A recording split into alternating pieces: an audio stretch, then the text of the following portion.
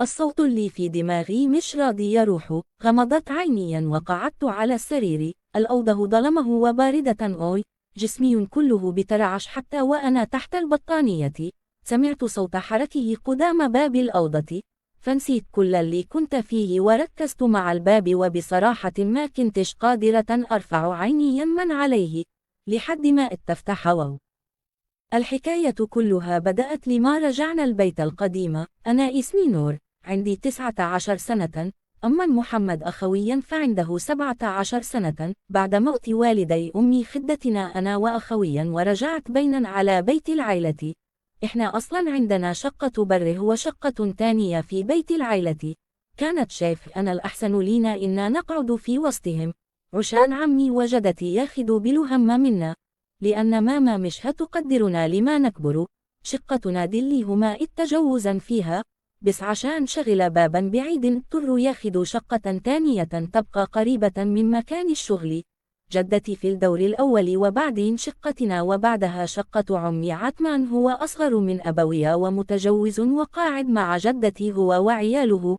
أول ما وصلنا البيت جدتي رحبت بينا وكانت حنينة علينا قوي. دي حتى بعتت جابت واحدة تنظف لنا الشقة عشان ما حدش فينا يتعب أو يتبهدل. على آخر النهار الست نزلت من الشقة وادت لجدتي المفتاح وقالت لها: خلصت يا حاجة حنان والشقة دلوقتي زي الفل. ساعتها جدتي مدت أيدها تحت مخدتها وادتها اللي فيه النصيب ورادتها، وبعدما مشت قالت لنا: اطلعوا ارتاحوا، والعشاء لما يجهزها طلع لكم الأكل لحد عندكم، ولو عاوزين بعد كده لما تاخدوا على المكان تنزلوا تاكلوا معايا مفيش مشكلة، انتوا واللي يريحكم. ماما شكرتها وخدتنا وطلعنا على الشقة. خدنا وقت على ما رتبنا هدومنا ورصينا حاجتنا الشخصية. بعد شوي لقينا عمي طالع ومعاه أكياس كتيره.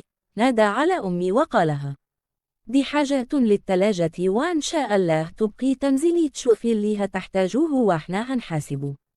تسلم يا رب، ما نتحرمش منكو. ربنا يقدرنا ونردلك ولو جزء من حقكو. سابنا ومشيون. خدت الأكياس من ماما أنا ومحمد ودخناها المطبخ وهي رتبتها.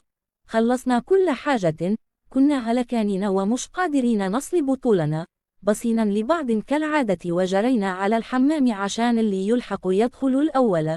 الطبيعي بتاعنا إن الصبح بنتخانق على اللي يدخل الحمام الأول، بس للأسف محمد دايما الأسرع. دخل الحمام وقفل وراه. فضل لا تعني شوية محترمين. كلما أخبط يقولي خلاص طالع أهو ومش بيطلع. فجأة باب الشقة خبط. على ما وصلت من التعب كانت ماما فتحت ولقيناها مرات عمي. كانت شايلة صينية على راسها. ماما ساعدتها تنزلها. كان عليها أكل كثير. مرات عمي بصت لماما وقالت لها: ماما حنان بتقولك دي حاجة على ما قسم كده بالينا والشفا، لو احتاجت حاجة نادوا علينا من بير السلم. تعبناكم معانا المعلش والله ما كنلوش لزوم كل ده، ولا تعب ولا حاجة، ده احنا أهل وده بيتكم ودول عيالنا.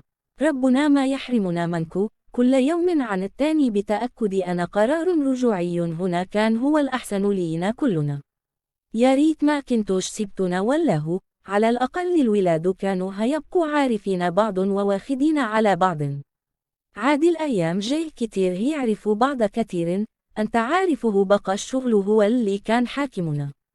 إن شاء الله ربنا يعوضك خير فيهم زي ما قول تلك. لو احتاجتي أي حاجة في أي وقت ناديه تلاقيني عندك، وابقى تعالي أنت والعيال ما تقعدوش في الشقة وتقفلوا على نفسك كده. حاضر والله نرتاح بس ونضبط أمورنا وهندوشكم ليل ونهار. بإذن الله يا حبيبتي، فوتك بعافية بقى. الله يعافك. ماما ما كنتش قادرة تشيل صينية الأكل فساعدتها وقفلت باب الشقة. أخيرا المحروس أخويا خرج من الحمام بسلامة. دخلت بسرعة غسلت أيدي وشي في السريع عشان ألحق الأكل قبل ما يبرد.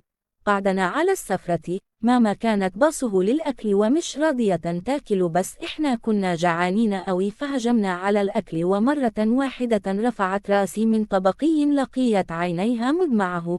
كانت بتحاول تمنع نفسها من العياط. سيبت المعلقة وقولت لها: ده يهيده بقى، ولا حاجة يا نور، ماليش نفس بس خلاص مش هكمل أكله يا حبيبتي، كل مالكيش دعوة بيا، فهميني طيب فيه مالكن. افتكرت أبوك وأول يوم دخلت فيه الشقة هنا. الله يرحمه يا ماما، اقري له الفاتحة وادعي له، العياط مش هيرجعه.